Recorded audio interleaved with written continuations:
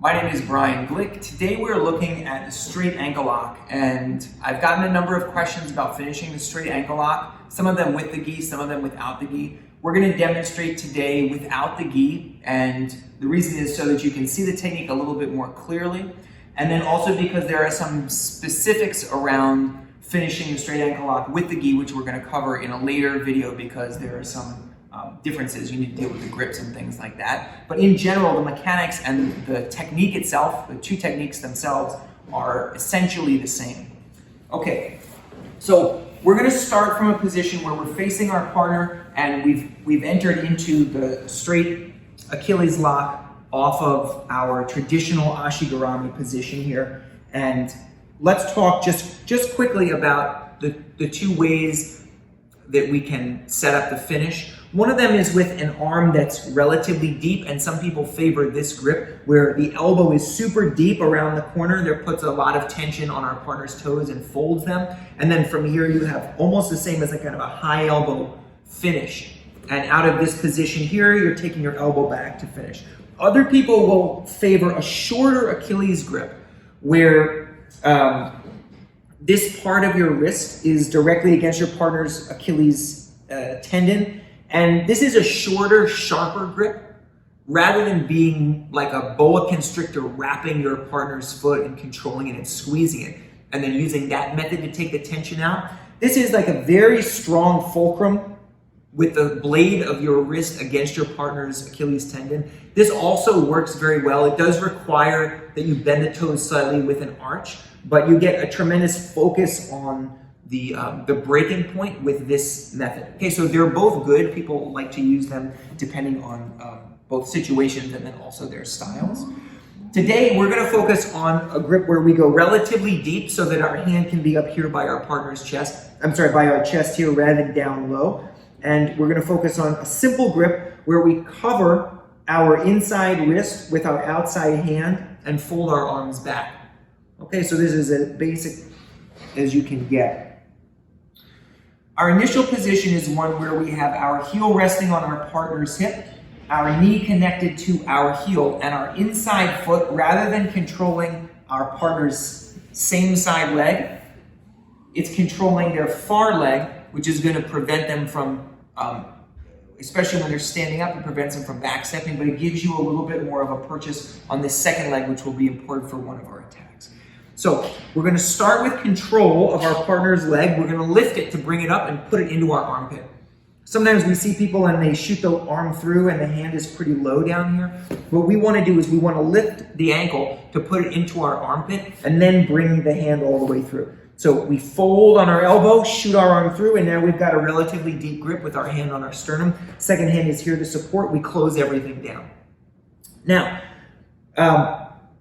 in order to finish here, the mechanics are bringing our elbow back slightly, moving our head away from our partner, and now from here we're going to engage the hips to be able to drive and put sufficient pressure on our partners, the top of our partner's foot and their ankle, in order to be able to create discomfort and ultimately a break so that they'll tap.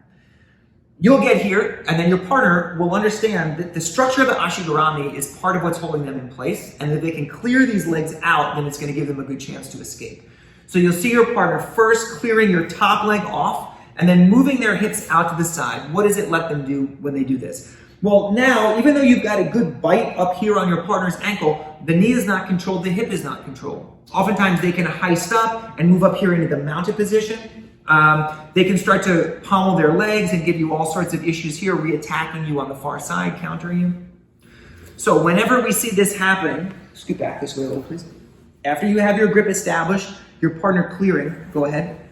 We're going to take this bottom leg and we're going to form a hook so that our pinky toe and the shoelaces of our foot curve around the inside of our partner's thigh here. This knee is also active. It's not just resting on the floor. It's turning up. So there's some tension in your partner's leg. You have your foot pushing in and your knee pushing the opposite direction. So this is the first point of control. Now we need to control our partner's hip as well. So we're going to take our inside leg and we're going to shoot it around the corner to the outside. This leg is going to retract, and you're going to plant your leg back here behind your partner's hip. How deep you go is up to you. A lot of times, if you go too deep here, You can end up sacrificing your grip up high, which then allows your partner to start to reach up and control your lat and give you all sorts of issues here. So you don't want to go too deep. What you have to do though is you have to make sure that this right leg is pulling back and controlling so that you have a firm bite on your partner's lower body.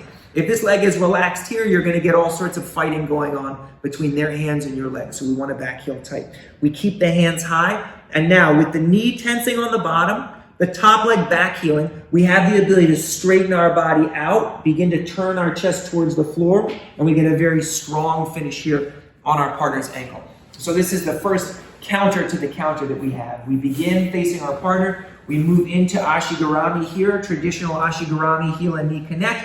And now from here, we've got to get the ankle up. So we lift it, take a deep grip, control our wrist, fold our arms down.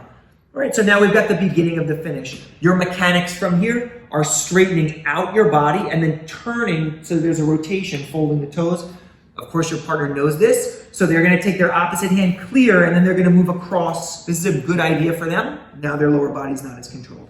So you're going to form a hook with your leg. Your foot goes to the inside, your second knee turns up, and there's some tension here holding your partner's knee in place. Second leg goes out, reaches around the corner, and you're going to back heel to tighten everything up.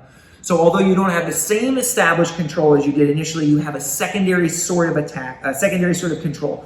The top leg is holding the hip, the bottom leg is dealing with the knee, you have some pressure down with your top leg, and you're able to reconfirm your secondary, your primary focus here, which is at your partner's ankle. We're going to straighten the body out, we're going to turn our body down, and from here, we get a very strong finish for the straight Achilles lock.